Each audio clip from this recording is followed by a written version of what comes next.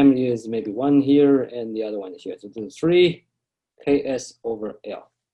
Now, which one do you think is going to be the critical load? The smaller value. Of course, the smallest value, right? That's common sense. Why? Because when you start loading it, the smallest one, you're going to hit that, arrive that one first. So of course, this is the critical load. The structure is not going to be able to take 3 times of this because it already buckled at ks over L. So this is our solution.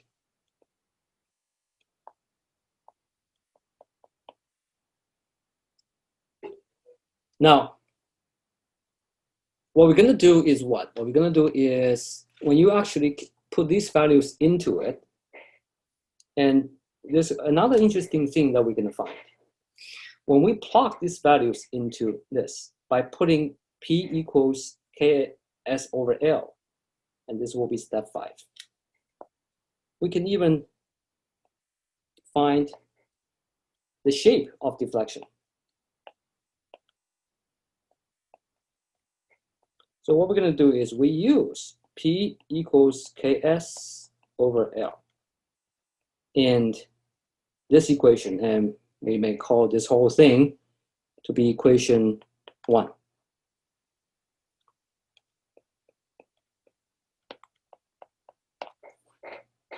We just plug it in because here in this expression, we did not say what the value of P is, right? We didn't say that. But what if I just plug the value of P, substitute the value of P with ks over L, which is what we just found here. Let's see that what will be the corresponding theta 1 and theta 2. So that's our objective. And when we do that, when you plug it in, that becomes this. 2ks minus, you can just cancel out the L. So that means when P is ks over L, this means ks. That's element 1, 1. For element 1, 2, it's just negative ks. Element 2, 1, also negative ks. Element 2, 2 is what? 2 ks also minus ks.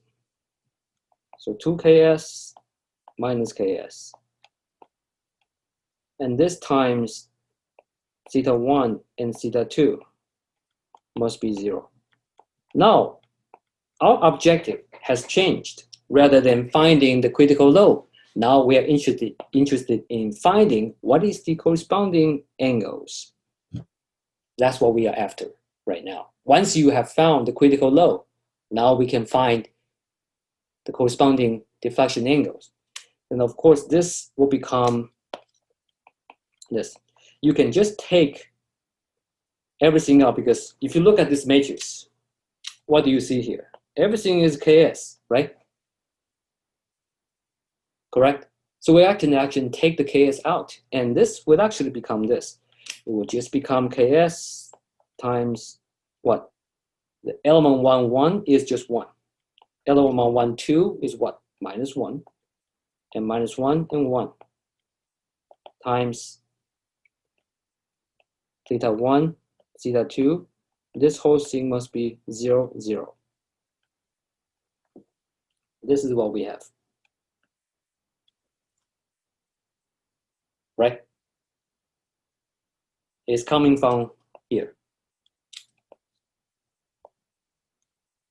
Just directly from here. And the next one. We are getting the final answer here. So can you please go back for 1 second? Professor. Just get one.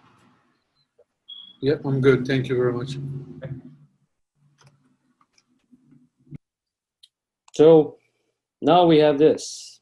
You have ks 1 minus 1 minus 1, 1 times theta 1, theta 2 to be 0, 0. I'd like to know what's the values of theta 1, theta 2. If everything is associated with a coefficient ks, you can just cancel this one out, right? You just divide everything, both sides by ks. So it actually will become simply just this. 1 minus 1 minus 1, 1 times theta 1 and theta 2. This will become 0, 0. Because when 0 divided by ks is still 0. Right? So that's what we have. Now, plug in the conditions here. From the first equation, that is, you use the row elements in the matrix times the vector up here, you get the first condition. That means what? That means this 1 times theta 1 means theta 1 minus theta 2 will be 0. The first row times the first column become the first element. So the 1 times this theta 1 and minus 1 times theta 2. It will give you the first 0. Now from here, what have we found? If theta 1 minus theta 2 is 0, what do we know? That means theta 1 is theta 2, right? That's what we found. Theta 1 is actually theta 2. Which means this, which means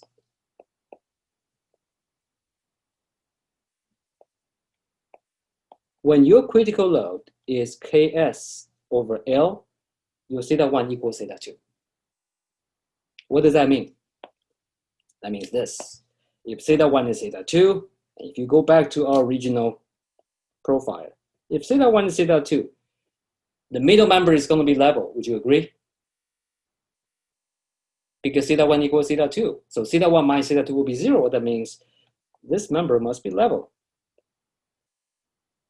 Like this. This is how we have theta 1 equals theta 2. So this is theta 1. This is theta 2, which equals to theta 1. So this is the deflection profile. When it buckles like this, with the force acting right here, and equals to Ks over L. This is the buckling profile. So from this analysis, we actually would know that after it buckles at a given load, how does the shape look like? We know that. And we are not done yet. Some of you may be curious about what happens to the other one, because there are two roots, right? The other one is 3Ks over L. Well, I know that practically it's not possible, but it didn't hurt to actually investigate how the buckling shape looked like. So what we're going to do is just repeat the same process by plugging this in, and this will be step 6. So step 6, we're going to use P to be 3Ks over L in equation 1.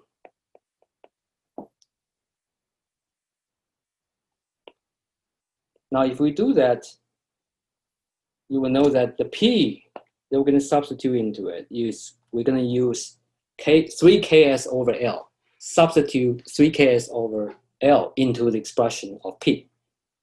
So 2 minus 3 is what? Minus 1, right? And that's element 1, 1. Element 2 is going to be minus 1. It doesn't change. Element 2, 1 is still minus 1.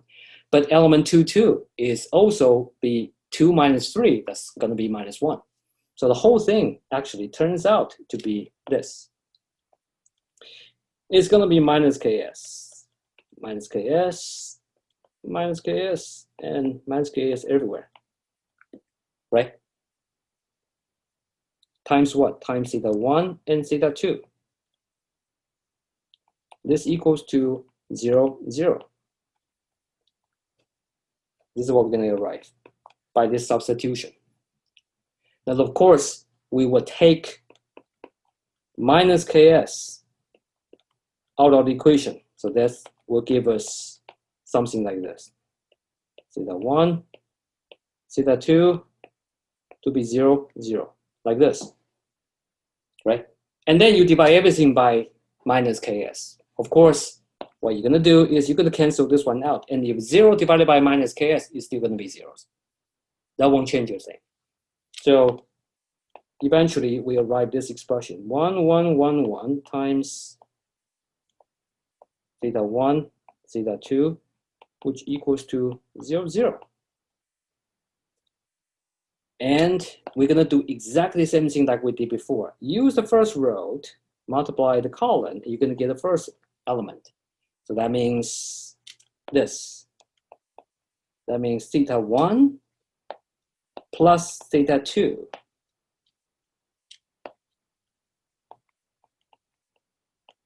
must be 0. So what does that mean? That means theta 1 equals to negative theta 2, or vice versa, right? So in this case, we found this. We found that theta 1 is actually negative theta 2.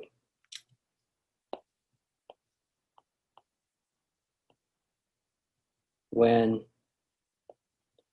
your critical load is 3 times Ks over L. Compared to the one before here, now it's different, right?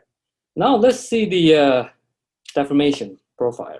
So of course you can choose whatever you like, but if we start with the left-hand side, that means you start with this one to be theta 1. But what about theta 2? Theta 2 has to be negative, which means if you draw this to be theta 1, and despite the same definition, theta 2 has to be this way. This is going to be negative theta 1, right? Which means what? Which means that your elements is actually going to be like this. This is your member A, B, C. This is the CD. So, of course, this is A, this is B, this is C, and this is D, like what we did before. A, B, C, and D. So CD should be like this. Of course, you have to connect members B and C. That means what? That means B and C is going to be something like this. And this is the buckling mode. When you apply the force P here, when it's at 3 times of Ks over L. Now, let's compare these two. What did we learn from this example? We learned from this example that for multi-degree of freedom system, here we have 2 degrees of system. The first one, when you have multiple degrees of freedom system, you have multiple modes of buckling. And in that case, you need to examine multiple modes. From the first analysis, which is by finding the values, of course, you know that there are 2 different values of the critical load. The smallest one will dominate. That means what? That means also in theory that there's another buckling mode, which is like this one. But in reality, this is going to be the dominant buckling mode. That means it's going to likely to buckle like this, as opposed to the buckle like that. So that's one interpretation. Another interpretation is look at the deformation profile and think inversely. In order to buckle your columns like this kind of shape, you only have to provide 1/3 of the buckling force compared to buckling like this kind of zigzag shape. And